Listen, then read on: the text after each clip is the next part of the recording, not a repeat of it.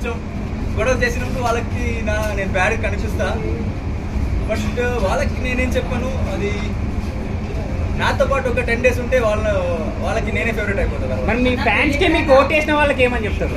మీ fans కి మీకు ఓటేసిన వాళ్ళకి ఏమని చెప్తారు? ఇన్ని డేస్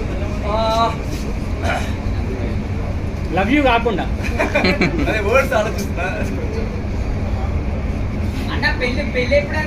ఇది కరెక్ట్. గుడ్ క్వశ్చన్ అన్న, ఇది చెప్పన్నా ఫస్ట్. ఇంకా చెప్తా. ఇంగ్లీష్లో నేను బిగ్ బాస్ ఇంటికి వెళ్ళినప్పుడు నేను అనుకున్న ఒక 2 weeks 3 weeks ఉంటా, తర్వాత బయటకు వస్తా అని. ప్రతి వారం నామినేట్ అయినప్పుడు ఒక్కొక్కసారి సేవ్ అవుతూ వచ్చినప్పుడు నాకు ఎలా అనిపించిందంటే బిగ్ బాస్ ఇంటికి నేనే రాజా అనిపించింది. నాకు ఆ ఫీలింగ్ ఇచ్చారు నన్ను సేవ్ చేసి.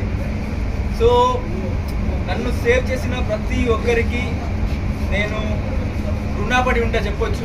బికాస్ నాకు ఇంత ప్రేమ దొరుకుతుందంటే అది వాళ్ళు నన్ను సేవ్ చేసినందుకే నేను ఇక్కడ కూర్చున్నా. సో దమ్ము అనే వర్డ్ అక్కడ వచ్చింది కదా నా సైడ్. సో నాకు దమ్ము బిగ్ బాస్ ఇంట్లో దొరికింది నా ఫ్యాన్స్ వల్ల, నాకు ఓట్ చేసిన ఆడియన్స్ వల్ల. టన్నులు దమ్ము వాళ్ళు పంపిస్తున్నారు బయట నుంచి. సో నేను అక్కడ పంచుతున్నా వాళ్ళకి. బాగా ఎమోషనల్ కొన్ని సీన్స్, ఎమోషనల్ అయిన పాయింట్స్ ఏమన్నా అనిపించింది?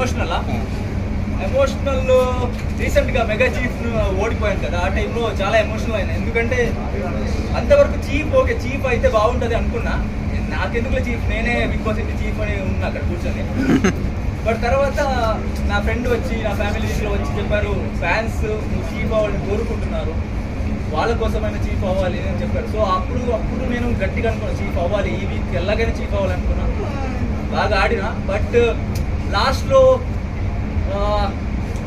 లాస్ట్లో నేను బ్యాలెన్స్ గేమ్లో లెఫ్ట్ లెగ్ పెట్టిన బ్యాలెన్స్ చేయడానికి, రైట్ లెగ్ పెట్టకుండా. సో నాకు అది స్ట్రాటజీ పరంగా రాంగ్ అనిపించింది ఆ టైంలో. దానికి డిసప్పాయింట్ అయినా.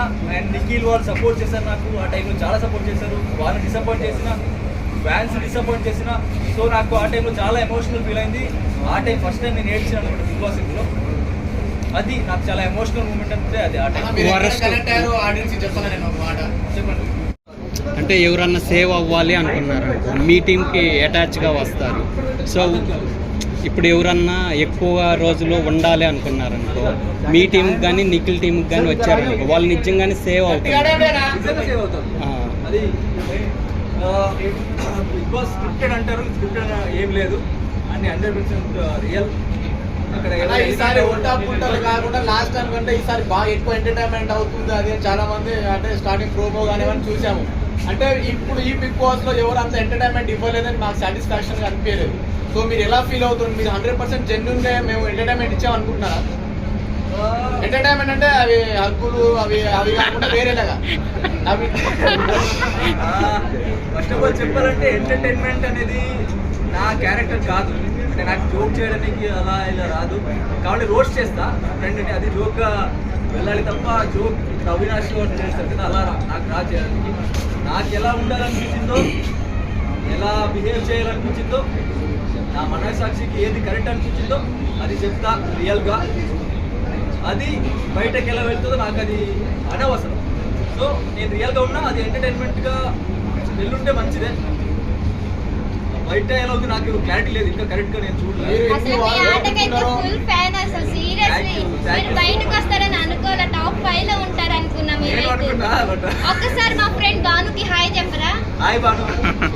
అన్న మీరు ఎమోషనలా అగ్రెసివ్నా? Emotional or aggressive? మంచోళ్ళకి ఎమోషన్, చెడ్డోళ్ళకి అగ్రెషన్. యాక్చువల్లీ హౌస్ లో గ్రూపిజం అంటున్నారు, అది నిజమేనా? మీరు